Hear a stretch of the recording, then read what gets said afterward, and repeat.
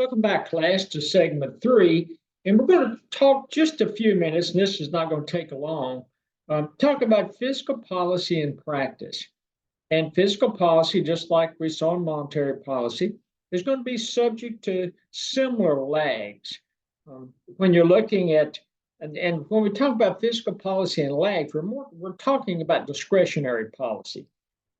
Because we remember the automatic stabilizers, they kicked in when there were shocks to the economy. Shocks to the economy they thought was going to impact especially individuals and households.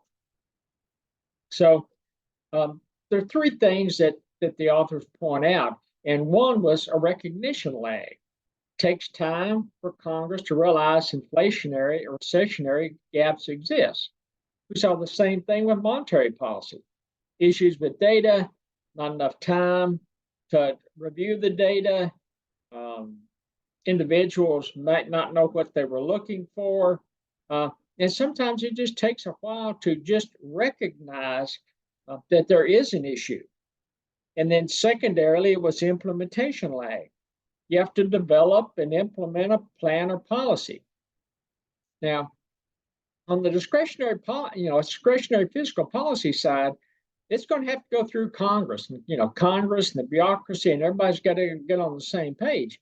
It wasn't that way with monetary policy. Remember, monetary policy, it could happen in a matter of hours or days, and they had it developed and implemented and off and running.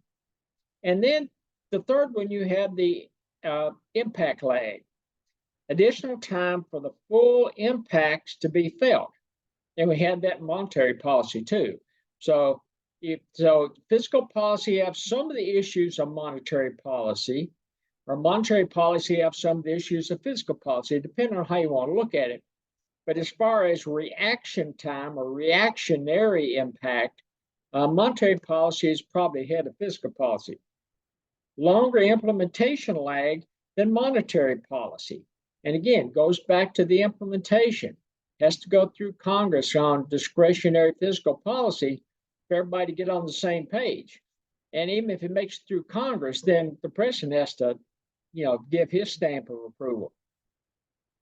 Not that way again with what we talked about with monetary policy. Can happen quickly, especially you get the Board of Governors involved, and it is a quick process. You have in instances where you have a polarized political climate like we have now, and we've definitely got a polarized political climate.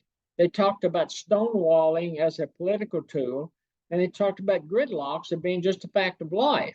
And that's going to extend the lag that the polarized political climate, either through stonewalling or gridlock, are going to increase those lags.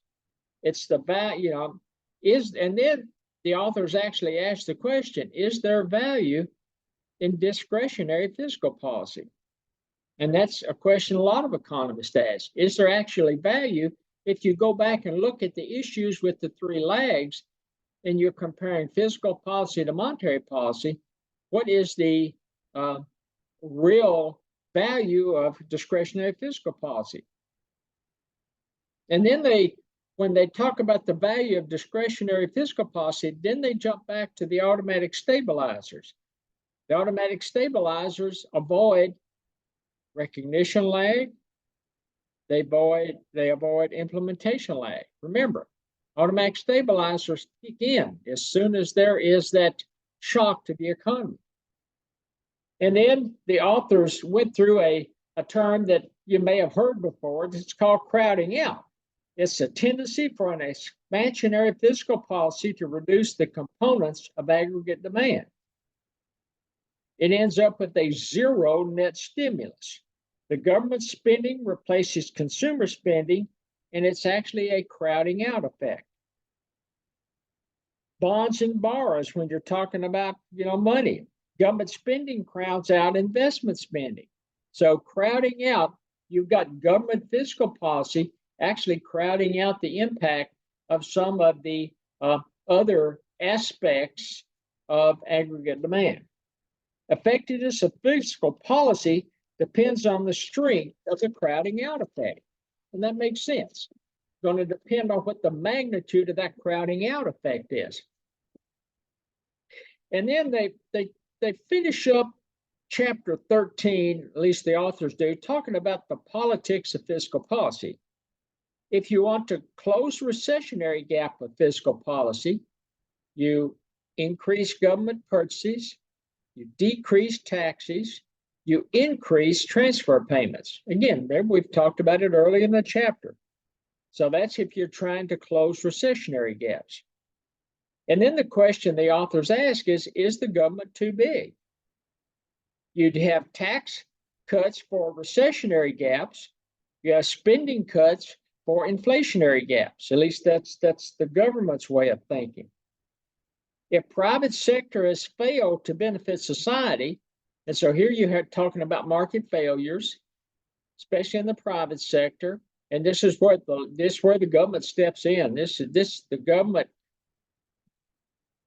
the leaders that we have in DC think that this is what they were born to do, is to step in when there's market failure. You increase government purchases for a recessionary gap. You increase taxes to close an inflationary gap. And then right at the tail end of the chapter, they talk for just a few minutes about supply side economics. And it's a school of thought that promotes the use of fiscal policy to stimulate the long run aggregate supply curve. They do it through investment tax cuts to stimulate capital creation, reduces tax rates to incentivize people to work more, or more individuals to come to work. You've either got individuals who want to get more hours in to make more money, especially when there's a tax cut, or you have individuals that may have been on the sidelines, it was just too much effort for me to get up and go to work. By the time I paid all those taxes on it, I just don't think I want to go to work. And so you start decreasing taxes, and it starts to incentivize them to go to work. If you remember, if you go back to your old, microeconomic theory, when you're talking about factors of production, and when you talk about the labor market, the individuals in the labor market have two choices to make. So if there's 24 hours in a day, in a 24-hour period in the day, you can either punch a time clock, you get a couch potato. And depending on the real wage rate and what the disposable income is, it's going to drive the decision of a laborer or anybody that's trying to decide, do they want to go into the labor force? It's going to make their decision for them, or help them make a decision as to whether they want to punch a time clock or whether they want to lay on a couch, be a couch potato and watch. Again, I don't know what they watch on daytime TV.